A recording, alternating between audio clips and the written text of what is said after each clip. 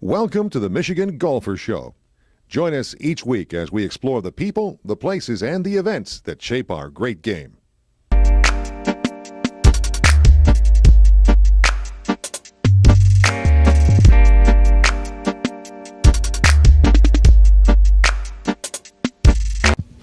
We're in Colorado Springs, Colorado at the Broadmoor's Centennial Shop, and the Centennial will be 2018. And with us is Mark Kelbel, who's the head golf professional, and as part of that celebration, you have a big deal going on. Tell us about it. Well, we have the Senior Open coming, and that's really exciting as part of our centennial celebration, really the centerpiece of it all. It'll take place in late June, early July next year, and while we have a lot of stuff to look forward to with our centennial celebration, the Senior Open is the centerpiece, and obviously with my participation as the head golf professional, the most exciting part of it for me. Well, the Broadmoor itself is such a special place. It's renowned, it's beautiful. It's how many stars? It's 5 stars, and we're one of only 12 properties in North America that have that distinction, 5-star, 5-diamond. And so that's very, very difficult to attain, but very difficult to keep too, so very proud of that. Well, just walking around is like you feel like a kid in a candy shop. There's just so much to see. So, but first we're going to talk about the other property that's very famous, and especially among Michiganders, the Grand Hotel on Mackinac Island. That's where you were the golf professional when we first knew you. That's right. I was a golf pro there for 7 years, on and off in the 90s, but it taught me the resort business, and I'm forever grateful to the Grand Hotel and the Musser family for that opportunity, and I would not be here if it were not for my training at the Grand, and what a wonderful place it was, and very special. Taught me how to serve a guest, how to think on my feet, how to be everything that a group would need as far as a golf professional. You know, you had to meet with the people. How are we going to score it? Where are the scoring going to go? What are the prizes?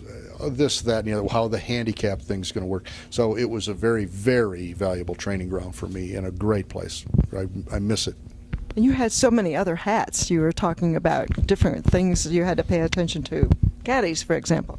Yes, and that's certainly a big part of my responsibilities here is the caddy operation here. We probably have 50 caddies here. The Broadmoor has more Evans Scholars here than any other club in Colorado, something we're very proud of. But it also incorporates the starter marshals and the valet and the locker room attendants and our tournament staff and assistant pros, retail. So the scope is rather large here. We have 110 people on staff. And the same went at the Grand Hotel. We had to kind of do a little of everything. We had to bring the carts down. We had to get the bags from the back dock and things like that. The Grand was so unique in how the bag movement was up there because of the ferries and the horses.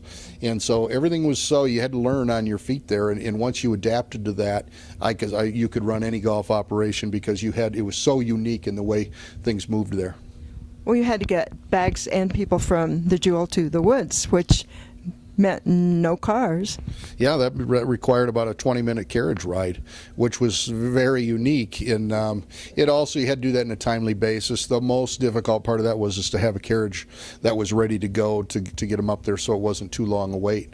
But it was a totally unique golf experience and one that I'm grateful for. And I remember when that all came to conception, and I was part of that when the Mussers signed on the dotted line there, and they got it done up there. And the Woods 9 is spectacular, so it added nicely to the Jewel. It sure did. And one of the things I keep thinking about is that there must be quite a few things that carried over from the Grand Hotel to here at the Broadmoor. Yeah, I would say the most important part of that, Jenny, would be the guest service, taking care of the guests, and being, anticipating what their needs would be, and always being friendly and courteous and helpful, and understanding that people don't know how things operate up there and things operate at the Broadmoor, so you had to explain some of the things just to put them at ease. And all of that part of it, work with a lot of different personalities, working with a lot of different moving parts. And sometimes at the Grand, as it is here, it was just barely controlled chaos. We knew what was going on, but oftentimes the guests didn't. And but that's all part of the art of hospitality, is making feel people at ease, even though there's a lot of craziness going on around. We have a really large staff here, and there must be some interesting ways that you sort of carry on the tradition and motivate people. What might those be? Well, we, you have to handle people as individuals, and we certainly we pursue what we value in life, and we value those relationships, and so we take time to nurture those relationships, and we call them cart rides, where we take the kids out, we find out what makes them tick, what's their biggest disappointment in life, what's their biggest joy, where do they want to go. We talk about their goals and how we can help get them there, and we explain life to them sometimes too. But it's just a matter, I'm still a big believer in encouragement being the greatest form of motivation, and it has worked for us for a number of years, so we'll continue to keep that up, and certainly hiring the right people too is very, very important to our success. You have quite a record with that. You have, is it 36 people who've been your assistants who are now head pros somewhere? That says a lot. Well, we're proud of that. It means a lot to us, and I think you have to go the extra mile when it comes to help place people too, and get the word out on who you think it would be a very good fit for certain clubs. And one of the things that I tell the people here is we don't just have an interview. We have a 6-month interview, sometimes a 3 or 4 year interview with people. So we know their work ethic, their ability to get along with a number of different personalities, their attitude. We know what kind of quality people that other properties might get, and certainly our biggest form of gratification is to see those people go on to be successful.